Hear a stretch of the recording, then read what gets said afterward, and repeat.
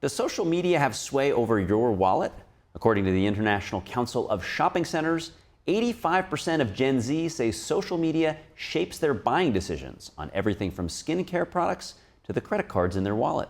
Joining us with helpful financial tips and tricks is Lawrence Sprung. He's the founder of Midland Financial and author of Financial Planning Made Personal. Great to have you with us to discuss this, Lawrence. I mean, social media is pervasive. Everywhere I look, people are looking at their hands.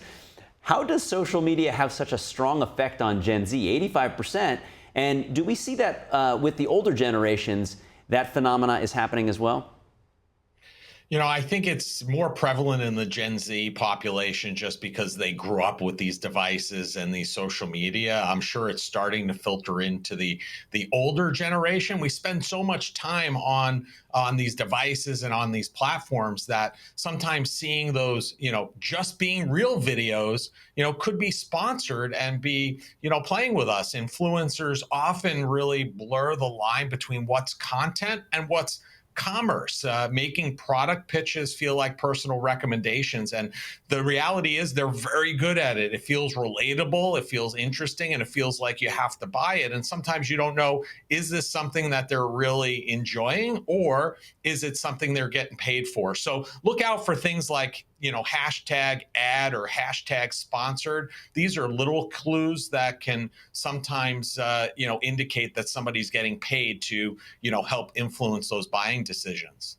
Yeah, that's such a great point. We've been trained to have a healthy level of skepticism for what's an ad. But if you're watching, an influencer because you think they're funny or they talk about something you like, and then the next thing you know, they're drinking a beverage or they're talking about something and it feels quite natural, but you're right, maybe they're actually pitching you something and it's sort of going into the back of your head. Now let's talk about impulse spending. Is that something that happens a lot with social media?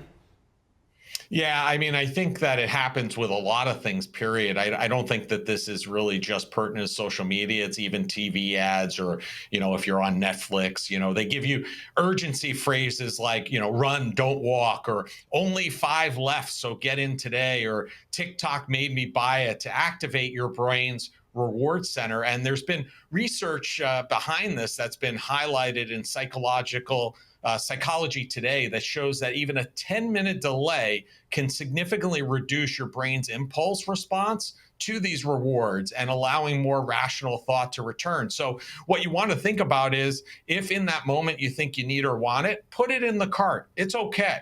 But don't pull the trigger on making that purchase right then and there. Give it at least 10 minutes, even 24 hours sometimes is even better, and go back to see if that's something you still truly want, or is it just something that was a reflex to something you saw on social media.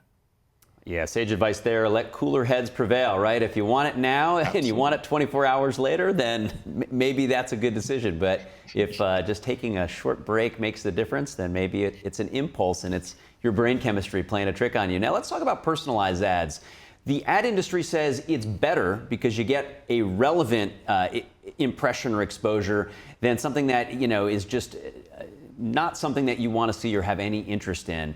But how pervasive are personalized ads, and do they actually work?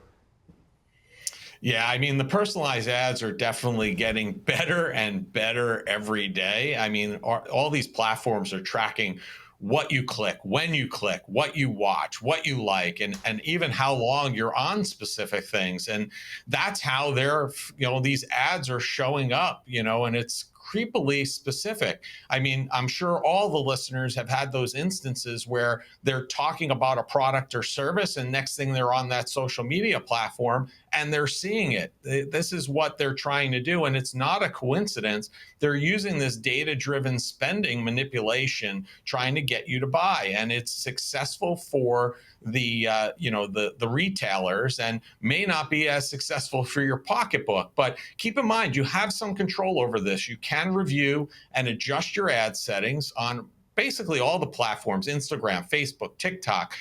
So you can actually reduce these hyper-personalized ads if it's something that you don't necessarily want to see in your feed. Yeah, and you started to talk about some of the solutions about manipulating your settings.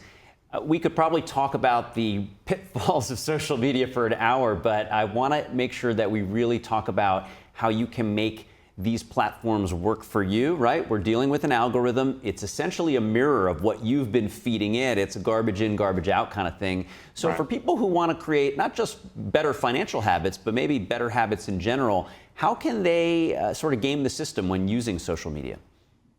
Yeah, so let's keep in mind, not all influence is bad. There's good influence out there, and there are good influencers out there that are really giving timely and pertinent information. So, make sure that you're following creators who talk about things important to you. And in this case, budgeting, saving, or financial wellness.